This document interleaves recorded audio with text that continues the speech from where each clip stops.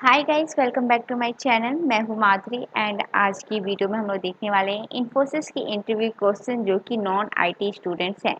यानी कि जो भी आईटी के स्टूडेंट्स हैं वो लोग तो कर लेंगे, लेकिन जो नॉन आईटी मतलब कह सकते हैं जो सिविल के हैं या मैकेनिकल के हैं, जिनको कोडिंग आती ही नहीं है तो वो लोग कैसे करेंगे। तो इसके बारे में आज की वीडियो में हम लोग डिस्कस करने वाले हैं। ठीक है, डिटेल में बात करने वाले हैं। आपके जितने भी डाउट हैं वो सभी क्लियर करने की कोशिश करूँगी और मैं अपनी तरफ से बेस्ट ट्राई करूँगी कि आपको सारे पॉइंट्स समझ आ जाएँ। जो भी मैं बताने वाली हूँ वो सारी चीज़ें समझ आएँ और आप अपना बेस्ट करके आओ। ठीक है, वैसे तो इन्फोसिस का रिजल्ट आ चुका है और मैंने इसका कोई वीडियो नहीं बनाया क्योंकि मैंने देखा बहुत सारे लोगों ने वीडियो बनाया था, तो सबने बनाया है तो मैंने सोचा तो आप लोग को तो नोटिफिकेशन मिल ही गया होगा, आप लोग भी देख चुके हो, तो फिर इसका क्या वीडियो बनाऊँ, तो इसी वजह से मैंने बनाया नहीं। बट कोई ना, इंटरव्यू के लिए आ रहा था कि मैम इंटरव्यू के लिए क्वेश्चंस बता दीजिए, तो आज की वीडियो में वही हम डिस्कस करने वाले कि नॉन आईटी स्टूडेंट्स के जो स्टूडेंट हैं, जो बच्चे हैं, वो कैसे प्रिपेयर करेंगे, कहाँ से करेंगे, वो सारी चीज़ें आज की वीडियो में डिस्कस करने वाले। ठीक है, तो लास्ट तक जरूर देखिएगा। प्लस फर्स्ट टाइम वीडियो देख रहे हो तो प्लीज़ चैनल को सब्सक्राइब कर देना, साथ में बेल आइकन को जरूर प्रेस कीजिएगा ताकि मैं जब भी वीडियो अपलोड करूँ आपको इनकी नोटिफिकेशन मिल सके। ठीक है, वीडियो अच्छी लगती है तो लाइक जरूर कीजिएगा और अपने सभी फ्रेंड्स के संग शेयर जरूर कर दीजिएगा। ठीक है, तो चलिए स्टार्ट करते हैं। तो मैं जैसे कि मैंने बताया अभी नॉन आईटी स्टूडेंट के लिए हम लोग बात करने वाले हैं। तो नॉन आईटी स्टूडेंट जिनको बिल्कुल भी आईटी सेक्टर की नॉलेज नहीं होगी, ठीक है, अब उनको आईटी सेक्टर में जाना है। वैसे तो ट्रेनिंग चलती है 3 मंथ का, 3 मंथ की ट्रेनिंग में आपको सारी चीज़ें सिखा दी जाएंगी कि आपको काम कैसे करना है। तो अगर आप आईटी के नहीं भी हो तो भी आप सीख जाओगे आगे जाके। लेकिन इंटरव्यू क्रैक करने के लिए तो आपको आईटी का कुछ तो आना ही चाहिए ना। तो यहाँ पे आपको ये क्वेश्चन आ जाता है कि आपको तो आईटी का बिल्कुल नॉलेज ही नहीं है, तो यहाँ पर कैसे करोगे इंटरव्यू का प्रिपरेशन, कैसे करोगे इंटरव्यू क्रैक कैसे करोगे। एग्जाम तो चलो कैसे ऐसे तैसे क्रैक हो ही गया, बट इंटरव्यू वो ज़्यादा इंपॉर्टेंट होता है आपका। ठीक है, तो पूरी डिटेल में हम लोग देखने वाले हैं। तो पहले है कि आपका सेल्फ इंट्रोडक्शन। ठीक है, आपको अपने बारे में अच्छी तरह से बताने आना चाहिए, सबसे इम्पॉर्टेंट चीज़ है। कहते हैं ना first expression is last expression, तो ये सेम वही है। आपका जो फर्स्ट एक्सप्रेशन होता है वो कैसा होता है वो ज़्यादा इम्पॉर्टेंट रखता है।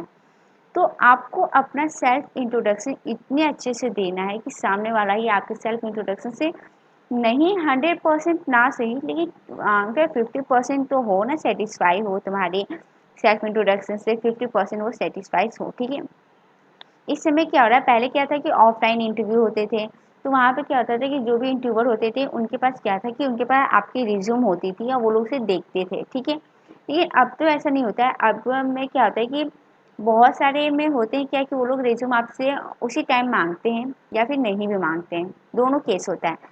अगर मांगते हैं तो आपको रिज्यूम देख के आपसे उनसे क्वेश्चन पूछ लेंगे, नहीं कभी कभी क्या होता है कि आपसे वो मांगा ही नहीं जाता, यानी कि यहाँ पर 50-50% चांस है कि आपका इंटरव्यू के टाइम आपसे रिज्यूम मांगा जा भी सकता है और नहीं भी जा सकता है। ठीक है, तो अगर इंटरव्यू टाइम से अगर आपसे रिज्यूम मांगते हैं तो नॉर्मल से आपके रिज्यूम से क्वेश्चंस आएंगे।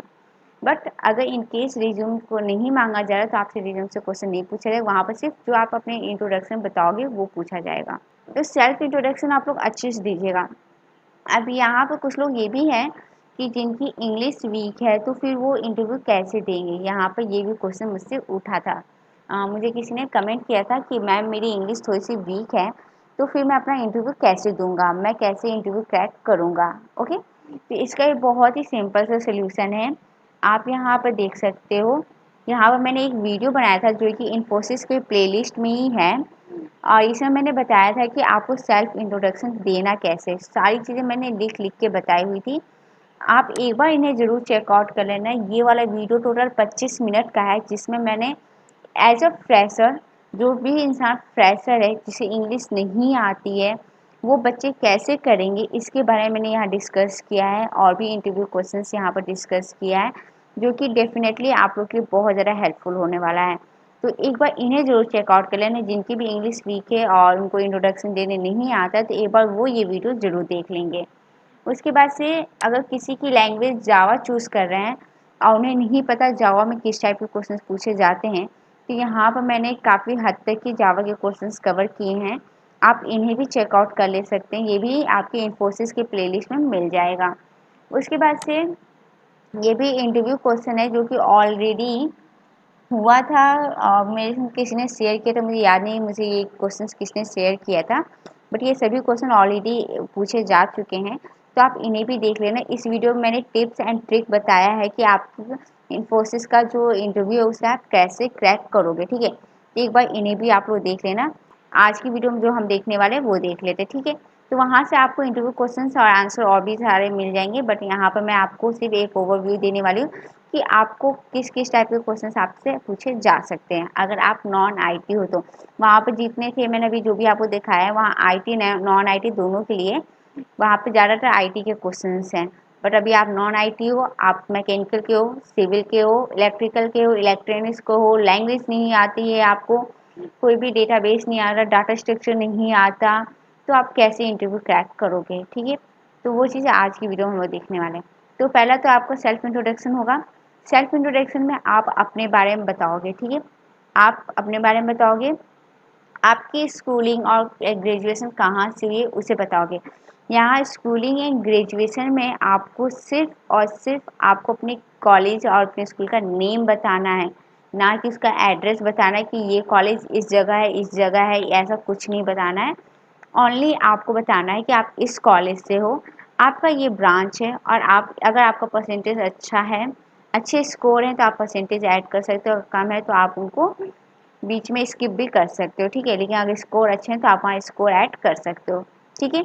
ये आप करोगे। उसके बाद से ड्यूरिंग ग्रेजुएशन, ग्रेजुएशन के टाइम आपने क्या क्या किया है, आपने प्रोजेक्ट बनाया है, आप किसी चीज़ में पार्टिसिपेट किए थे, आपने कोई चीज़ में पार्टिसिपेट किया, आप विन हुए हो, तो कुछ भी आप कोई भी चीज़ अचीव किए हो अपने ग्रेजुएशन के टाइम वो सारी चीज़ ऐड कर सकते हो। कोई इंटर्नशिप किया है वो आप ऐड कर सकते हो। तो यानी कि ग्रेजुएशन के टाइम आपने जो जो चीज़ें की हैं वो आप यहाँ पे ऐड कर लोगे, ठीक है। अब दूसरी चीज़ कि अगर 2020 बच्चे हैं दे रहे हैं इंटरव्यू, तो उनके लिए बता दूँ कि 2020 के बाद से अभी 1 ईयर का उन लोगों का गैप हो ही चुका है। तो इस 1 ईयर में उन लोगों ने क्या क्या किया वो भी वहाँ ऐड कर, यानी कि आप ये क्या क्या किया का मतलब ये नहीं है कि आप ये उसमें ये चीज़ ऐड करोगे कि आपने मूवी देखा था तो ये किया तो वो किया, ऐसा कुछ नहीं करना है। Be serious. आपको यहाँ पे बताना है कि आपने 1 ईयर का जो लॉकडाउन था, फर्स्ट लॉकडाउन था, उसमें आपने ट्रेनिंग किया है, ऑनलाइन ट्रेनिंग किया है, यहाँ से किया है, आपने ये कोर्सेज किए हैं, या फिर आप कुछ और भी किए हो, कुछ भी एनीथिंग आपने कहीं भी कुछ भी किया हो, आप उन चीज़ को वहाँ पे ऐड कर देना, जो कि सामने वाले पे एक पॉजिटिव इम्पैक्ट डालता है, ठीक है। तो ये चीज़ आप अपने सेल्फ इंट्रोडक्शन में ऐड करोगे। उसके बाद से आप वीकनेस और स्ट्रेंथ नहीं बताओगे जब तक वो आपसे पूछे नहीं। अगर आप वो आपसे पूछता है कि आपकी वीकनेस क्या है, आपकी स्ट्रेंथ क्या है, देन आप वहाँ ऐड करना, अदरवाइज इसके भी स्किप कर देना, ठीक है। उसके बाद से आप हॉबीज़ चूज़ कर रहे हो तो हॉबीज़ बता सकते हो, आपकी जो भी हॉबीज़ होंगी ये सारी चीज़ें आप अपनी सेल्फ इंट्रोडक्शन में ऐड करोगे आप, ठीक है। एड्रेस मत बताना, ये मैं फिर से रिपीट कर रही हूँ। बहुत सारे बच्चे होते हैं जो अपने एड्रेस बताने लगते हैं और बहुत लंबा चौड़ा खींच देते हैं, तो ऐसा कुछ नहीं। मैक्सिमम आपका सेल्फ इंट्रोडक्शन 5 मिनट का होना चाहिए। 5 मिनट में एक बार आप लोग प्रैक्टिस कर लेना आपको कैसे क्या क्या बोलना है, उसके बाद ही आप फाइनल में बैठना, ठीक है। उसके बाद से आपसे सेकंड क्वेश्चन होगा फाइनल ईयर का जो भी आपका प्रोजेक्ट होगा, जो कि आप अपने इंटरव्यू के टाइम बताए होंगे, यानी सेल्फ इंट्रोडक्शन के टाइम जो भी आप प्रोजेक्ट बताओगे उसके बारे में बोला जाएगा कि उसके बारे में आप एक्सप्लेन करो, ठीक है। तो फाइनल ईयर का प्रोजेक्ट क्या होता है कि नॉर्मली कोई भी बच्चा फाइनल ईयर का प्रोजेक्ट बनाता है तो उसमें मैक्सिमम 5 स्टूडेंट्स होते हैं, 5 बच्चे आपस में मिलकर वो प्रोजेक्ट बनाते हैं, ठीक है। तो अब यहाँ पे आपको अपना बताना है, तो आपको अपना पता होना चाहिए कि आपका ये प्रोजेक्ट है, आप इसमें कौन सा काम किए हो, आपका रोल क्या था और आपने वो काम कैसे कैसे किया है, ठीक है। अब यहाँ पर मैकेनिकल के हो सकते हैं या बच्चे सिविल के हो सकते हैं या सीएसआईटी के तो हो सकते हैं। सीएसआईटी बच्चे तो चलो ठीक है वो अपना प्रोग्रामिंग बता देंगे क्योंकि ये सॉफ्टवेयर फील्ड ही है, ठीक है, आईटी सेक्टर फील्ड है, तो उन लोग का तो हो जाएगा। क्योंकि जो नॉन आईटी स्टूडेंट है वो यहाँ पर मैकेनिकल का प्रोजेक्ट बनाए होंगे फाइनल ईयर में, या फिर इलेक्ट्रॉनिक्स के प्रोजेक्ट बनाए होंगे, या फिर सिविल के बनाए होंगे, तो वो यहाँ पे क्या करेंगे। इसका क्वेश्चन मुझे किसी ने एफबी पे पूछा था, एफबी पेज है मेरा, उस पर किसी ने मुझसे ये पूछा था कि मैं मैकेनिकल का हूँ और मैं आईटी सेक्टर में मेरा इंटरव्यू के लिए आया है, तो मैं कैसे इंटरव्यू दूंगा, मेरा तो प्रोजेक्ट कोई भी आईटी सेक्टर का नहीं है। तो उससे कोई मतलब नहीं है, अभी आप फ्रेशर ही हो, यहाँ पे आपको अपने आप को दिखाना है कि आप फ्रेशर हो लेकिन आप बेस्ट कर सकते हो, आपके अंदर बहुत ज़्यादा पॉजिटिव एनर्जी है और आप बहुत कुछ कर सकते हो, ये चीज़ आपको सामने वाले को दिखाना है, ठीक है। यहाँ पर जो आपको फाइनल ईयर का जो प्रोजेक्ट होगा, उस फाइनल ईयर प्रोजेक्ट में आप क्या करोगे, आपने जो भी प्रोजेक्ट बनाया था फाइनल ईयर का, एज ए एग्जाम्पल मान लेते हैं कि आपने फाइनल ईयर का प्रोजेक्ट में बनाया है कि रोबोटिक बनाया है, आपने डिलीवरी रोबोट बनाया, ठीक है। तो डिलीवरी रोबोट में आपने कौन सा पार्ट किया, तो आप उसमें ये कह सकते हो कि मैंने पहिए जोड़ने का काम किया था, या फिर उसमें कोड का तो बात, कोड भी कह सकते हो कि मैंने उसमें कोडिंग का पार्ट किया था, कुछ भी आप, या फिर उसका स्ट्रक्चर का काम किया, तो कुछ भी आप उसमें ऐड कर सकते हो, ठीक है। तो ये आपका फाइनल ईयर का प्रोजेक्ट जो भी आपका रहेगा। अब आपने उसमें क्या काम किया है, आपका क्या रोल था, आपने कैसे कैसे वो काम किए हैं, उसको पूरी अच्छी तरह से एक्सप्लेन करना है। अब यहाँ पे आपसे अगर आपने बोला कि आपने पहिया यूज़ किया है, मोटर यूज़ किया है, तो वहाँ पे ये क्वेश्चन आ जाएगा कि मोटर कितने आरपीएम का था, ठीक है। तो अगर आप मोटर बता रहे हो तो उसका नोट करके रखना पूरी डिटेल में कि आप अगर ये चीज़ यूज़ कर रहे हो कि क्यों यूज़ कर रहे हो और इसका आरपीएम कितना है, ये सारी चीज़ें। अगर आप सर्वो मोटर यूज़ कर रहे हो तो वहाँ पर भी क्वेश्चन आएगा कि हम डीसी मोटर भी तो यूज़ कर सकते थे, आपने सर्वो मोटर ही क्यों यूज़ किया प्रोजेक्ट में, ठीक है। सब इंडिविजुअल क्वेश्चन अकॉर्डिंग में बता रही हूँ, जो कि मैकेनिकल, सिविल या इलेक्ट्रिकल वाले बच्चे जो भी होंगे, उनको जो भी प्रोजेक्ट बनाया होगा उसके अकॉर्डिंग मैं बता रही हूँ, ठीक है। तो इस तरह से आप अपने प्रोजेक्ट जो भी आपका रोल होगा उसको एकदम डिटेल में, ये दो चीज़ें होती हैं आपकी, जो कि सेल्फ इंट्रोडक्शन और आपका प्रोजेक्ट, ये बहुत ही अच्छा पॉजिटिव इम्पैक्ट डालता है सामने वाले पे। तो इन दोनों पे आप लोग फोकस ज़्यादा दीजिएगा, अच्छे से करने की कोशिश कीजिएगा, बहुत सारी प्रैक्टिस कर लीजिएगा, कॉपी में लिख लिख के, एक कॉपी में लिख लीजिएगा और मिरर के सामने खड़े होकर उसको बहुत बार प्रैक्टिस कर लीजिएगा। जिससे क्या होगा कि जब आप इंटरव्यू दोगे तो आप बीच में अटकोगे नहीं और कॉन्फिडेंस के साथ आप बोल पाओगे, ठीक है। उसके बाद से आता है कोर सब्जेक्ट से क्वेश्चन। अब यहाँ पे है कि आप आईटी सेक्टर के लिए इंटरव्यू दे रहे हो, तो कोर सब्जेक्ट किस लिए, तो देखो, आप भले ही आईटी सेक्टर के लिए बैठे हो, लेकिन हो तो आप नॉन आईटी ना, हो तो आप मैकेनिकल के ना, हो तो आप सिविल के ही या ईसी के हो।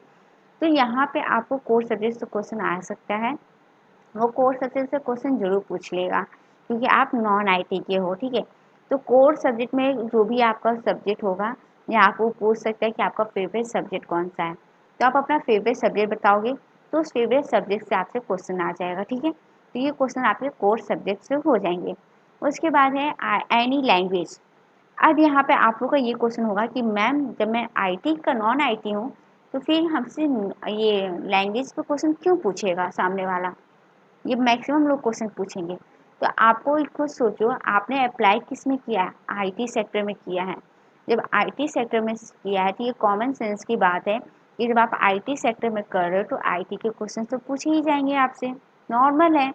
अगर आपने आईटी में किया तो क्यों किया, अगर आपको लैंग्वेज नहीं आती तो आपने क्यों किया, ये होगा ना आपसे कि जब आपको लैंग्वेज आती ही नहीं है तो आप क्यों आईटी में गए हो, क्यों आईटी के लिए फॉर्म फिल किया है आपने। इस तरह से क्वेश्चन आपके आ सकते हैं। तो इस वजह से आप कोई भी एक लैंग्वेज, मैं ये नहीं कह रही हूँ एक या दो दिन में कोई भी किसी में एक्सपर्ट हो जाएगा, कोई नहीं हो सकता एक दो दिन में एक्सपर्ट, ठीक है। आप लोग नॉन आईटी के हो, आपको बिल्कुल भी नॉलेज नहीं है, आप कुछ भी नहीं जानते हो, तो आप कैसे करोगे, ठीक है। तो कोई बात नहीं, आप सिंपल थ्योरी तो तैयार कर ही सकते हो आप, क्योंकि इंटरव्यू है, टेक्निकल है, यहाँ पे आपसे थ्योरी क्वेश्चन ज़्यादा पूछे जाएंगे। हाँ, आपके कोडिंग के भी क्वेश्चन होंगे, लेकिन वहाँ पे एक या दो कोडिंग के क्वेश्चन होंगे, ज़्यादा क्वेश्चन नहीं होंगे। कोडिंग के क्वेश्चन अगर उसमें थोड़ा सा भी आप बताते हो तो भी सफिशियंट है, क्योंकि आप नॉन आईटी के और इतना कुछ जान रहे हो।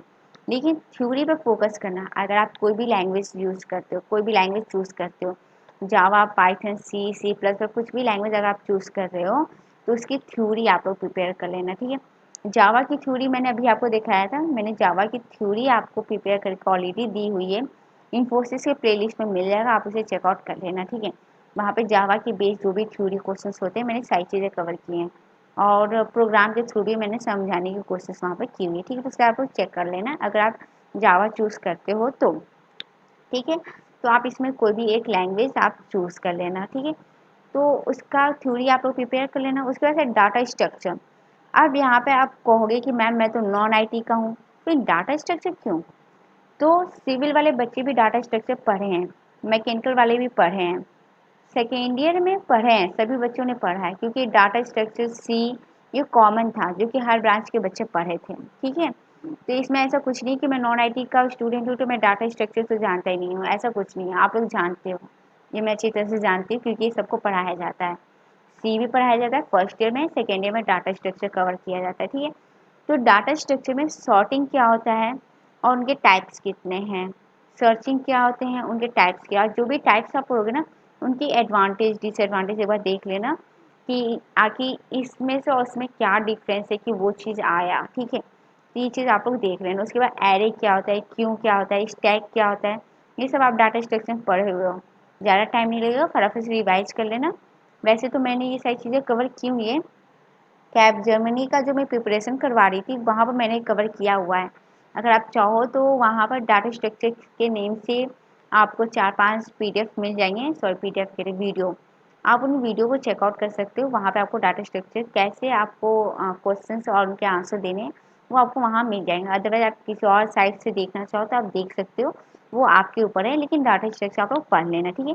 उसके बाद कुछ आपके सिंपल कोड्स होंगे जो कि आपसे पूछे जाएंगे, जैसे स्वैपिंग करने को, प्राइम नंबर फाइंड करने को, या सेकेंड हाईएस्ट एलिमेंट फाइंड करने को। कोई एक एरे दिया होगा उसमें सेकेंड हाईएस्ट एलिमेंट कौन सा है वो पता करना। तो इस तरह के आपके सिंपल कोड आपको आ सकते हैं, ठीक है। तो अब इन कोड के लिए आप क्या करोगे कि जो भी आप लैंग्वेज चूज़ करोगे ना उसी लैंग्वेज पे आप कोड भी प्रैक्टिस कर लेना। 3-4 कोडिंग है, मैंने इससे पहले जो भी वीडियो आप लोगों को प्रोवाइड किया हुआ है इंटरव्यू का, उन्हें आप एक बार देख लेना। और उसमें के बाद ये भी देख लेना क्योंकि वहाँ पे भी बहुत सारे क्वेश्चंस हैं, कोडिंग के हैं और थ्योरी भी हैं, और ये भी जो आज को प्रोवाइड कर रही हूँ मैं, इन सभी को आप लोग देख लेना। और जितने भी मैंने यहाँ क्वेश्चन बताऊँगी ना आज की वीडियो में, और इससे पहले मैंने 3 वीडियो हैं इससे पहले मैंने प्रोवाइड किया हुआ है, और एक आज जो प्रोवाइड किया वो एक है, ठीक है। टोटल 4 वीडियो हो गए, चारों का आप लोग देख लेना। और यहाँ पे जितने भी मैं क्वेश्चन प्रोवाइड करूँगी सभी को प्रैक्टिस कर लेना। तो ये आप लोग कोडिंग देख लेना। उसके बाद से आपका एचआर राउंड भी वहीं होगा, आपका टेक्निकल और एचआर राउंड एक ही में होगा, अलग अलग सेपरेट नहीं होगा, ठीक है। इसके बाद से आज जब आपका टेक्निकल और एचआर राउंड हो जाएगा ना तो आप लोग ज़्यादा परेशान मत होना, पेशेंस रखना, क्योंकि इसके बाद जब रिजल्ट आता है ना उसमें बहुत टाइम लेते हैं ये लोग ऑफ़र लेटर भेजने में। इससे पहले जो हुआ था उन लोग का मई में पेपर हुआ था, और मई के बाद जून जुलाई अगस्त, और अगस्त में जाके 25 अगस्त को उन लोग का ऑफ़र लेटर आया था। तो आप लोग देख सकते हो कि कितना ज़्यादा बीच में गैप है। इंटरव्यू हुआ था मई में और ऑफ़र लेटर कब आया है, अगस्त में। तो ये टाइम लगता है, तो आप लोग थोड़ा सा पेशेंस रखना, ठीक है। तो आपका यहाँ एचआर राउंड भी होगा। एचआर राउंड में क्वेश्चन सिंपल, यहाँ पर भी आपसे तुरंत पूछा जाएगा सेल्फ इंट्रोडक्शन कि why should I hire you, मैं आपको क्यों हायर करूँ। तो आप यहाँ बोलोगे कि because I have a theory knowledge, मेरे पास थ्योरेटिकल नॉलेज है, एंड मैं इस थ्योरेटिकल नॉलेज को यूज़ करना चाहता हूँ in a practical way for your company, okay. तो इस तरह से आप इसका आंसर दोगे, ओके। उसके बाद से वीकनेस और स्ट्रेंथ पूछेगा तो ही आप बताओगे कि आपकी वीकनेस क्या है।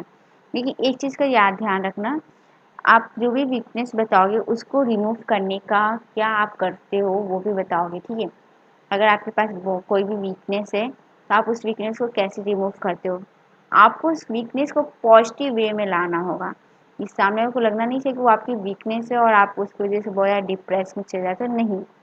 अगर आपके अंदर कोई वीकनेस है तो आप उसको ओवरकम करते हो, उसे रिमूव करते हो, और कैसे अपने आप को स्टेबल करते हो, अपने आप को पॉजिटिव रखते हो, वो सारी चीज़ आपको बतानी पड़ेगा, और स्ट्रेंथ आपको बताना पड़ेगा। उसके बाद स्मार्ट वर्क क्या होता है, हार्ड वर्क क्या होता है, ये पूछा जाएगा। उसके बाद से कि अगर आप सिविल के हो, इलेक्ट्रिकल के हो, इलेक्ट्रॉनिक्स के हो, तो क्यों आप आईटी कंपनी को ज्वाइन करना चाहते हो। आप अपने फील्ड में भी तो जा सकते हो ना। मैकेनिकल के हो तो मैकेनिकल की भी तो कंपनियां हैं, सिविल की भी कंपनियां हैं, इलेक्ट्रॉनिक्स की हैं, तो आखिर आप आईटी में आना ही क्यों चाहते हो, ये क्वेश्चन आपसे ज़रूर होगा, ठीक है। क्योंकि आप क्या हो, नॉन आईटी हो। तो यहाँ पे आप बोल सकते हो कि आई नो कि मैं नॉन आईटी हूँ, मैं मैकेनिकल से या सिविल से जो भी है आपका, आप बोल सकते हो कि मैं ये जानता हूँ, बट आईटी फील्ड के लिए क्या ज़रूरी है, लैंग्वेज ज़रूरी है, जो कि मुझे आती है, मैंने ट्रेनिंग किया है, मैंने ऑनलाइन क्लासेस किया है, मुझे नॉलेज है इन चीज़ों की, इस वजह से मैं आईटी सेक्टर में जाना चाहता हूँ, ठीक है। तो इस तरह से आप इनके आंसर्स दोगे, सिंपल वे में देना और आराम से देना। इनफैक्ट सामने वाले को रेस्पेक्ट देते हुए देना, और बिल्कुल भी स्पीड में मत देना, आराम से देना कि आपकी बातें वो सामने वाला समझ पाए, सामने वाला आपकी बातें समझ। एक तरह से आप एक टिप्स ही समझ लो आप कि आपको इंटरव्यू देना ऐसे जैसे मानो आप अपने फ्रेंड से बातें कर रहे हो। सामने वाले से आई कांटेक्ट करके बातें करना है, अपने आईज़ को नीचे, ऊपर, आगे, पीछे नहीं करना है। सामने उनके आईज़ में देखना है, उनको देखते हुए आपको सभी क्वेश्चंस के आंसर देने हैं, आराम से देना। और हाँ, मानती हूँ फर्स्ट टाइम या सेकंड टाइम जब भी आप इंटरव्यू दो, शुरुआत में नर्वस होता है इंसान, ठीक है? तो अब उस नर्वस के टाइम पे आप क्या करोगे, तो आप जब इंटरव्यू स्टार्ट करें तो आप एक बॉटल रखे रहना, उससे पानी पीते रहना। और जब आपका इंटरव्यू स्टार्ट हो जाए तब पानी मत पीना। इंटरव्यू जब स्टार्ट हो जाता है आपका तो आराम से देना इंटरव्यू। जैसे एक तरह से इमेजिन करना कि मैं इंटरव्यू नहीं दे रहा हूँ, मैं अपनी फ्रेंड से बातें कर रहा हूँ और वो फ्रेंड मुझसे ये सारे क्वेश्चंस पूछ रहा है और मुझे अपने फ्रेंड को पॉजिटिव यानी कि सारी चीज़ सही आंसर देनी है, ठीक है? तो इस तरह से आप अपने माइंड, कहते हैं ना कि हम जब जो सोचते हैं वो हमारे साथ होता है। अगर हम सोचेंगे कि मेरा इंटरव्यू अच्छा नहीं होगा, नहीं होगा, नहीं होगा, तो इंटरव्यू सच में अच्छा नहीं होगा। लेकिन आप सोचोगे नहीं, मेरा इंटरव्यू बेस्ट जाएगा क्योंकि मैंने अच्छे से प्रिपरेशन किया है, तो 101% आपका बेस्ट जाएगा।